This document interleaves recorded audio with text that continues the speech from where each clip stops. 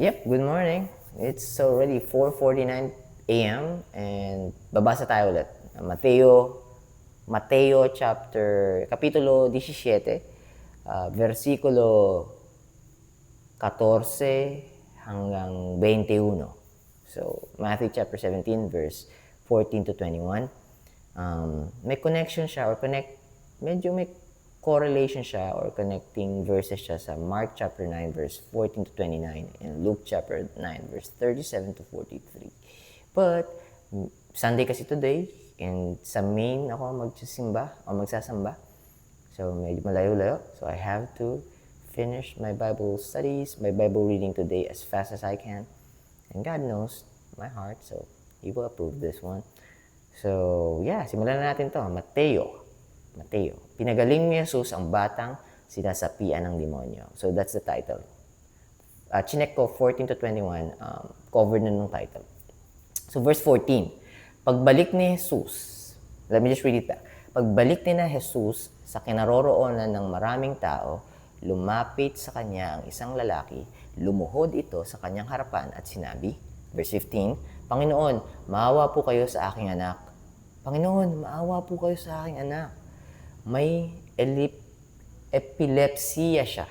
May epilepsiya po siya at labis ang paghihirap niya kapag sinusumpong.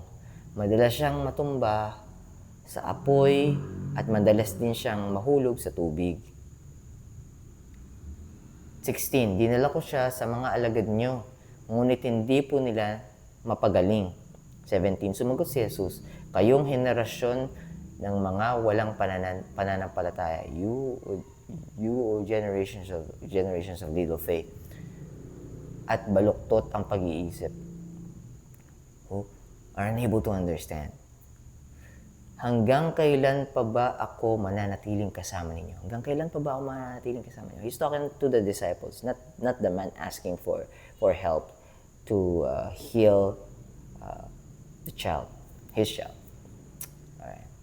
Hanggang kailan pa ba ako mananatiling kasama ninyo? Hanggang kailan ba ako magtitiis sa inyo? Dalhin nyo rito ang bata. 18. Because they tried, but they are unable to heal the child. 18.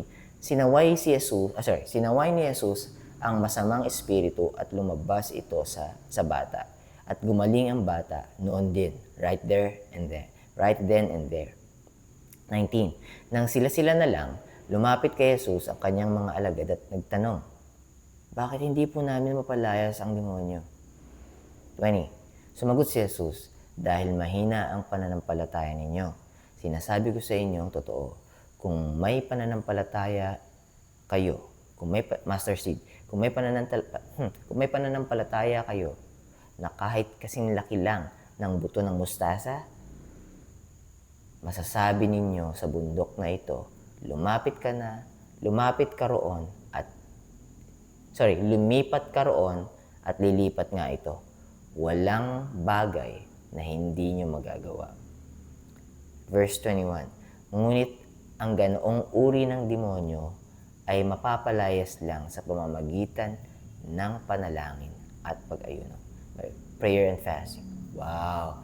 This coming tomorrow, prayer and fasting in our church will start. It will be starting at 7 p.m. onwards every day. And a lot of brothers and sisters will be probably attending that. I'm one of them. I'm included. So I'm just thinking about what I'm going to give up or surrender. What would I try to limit? Maybe food. Maybe one day, OMAD, 1 meal a day, and maybe I've already reduced my time for social media. Maybe food. And anyways, it's already 4 minutes. So that's our Bible reading today. Sa Mateo tayo. So, 21, makikita nyo ron, nahirapan yung mga disciples na i-cast out lang yung demons. Nagigets naman ni Lord, kung may pananampalataya ka, magagawa mo naman. And ipagkakaloob naman niya ang kakayanan para makatulong sa kapwa. especially ng time na to, na talagang always na always pa. Tapos, tayo napakita pa talaga yung miracles, especially through the disciples as well. But sometimes, prayer and fasting is needed for us to be able to actually represent our God's power. So yeah, kanina hindi ko na-share yung Hebrews chapter 4 verse 12 bago ko end. 12 minutes, less than 12 minutes yung Bible reading. So Hebrews chapter 4 verse 12 ang share ko sa inyo bago natin end to.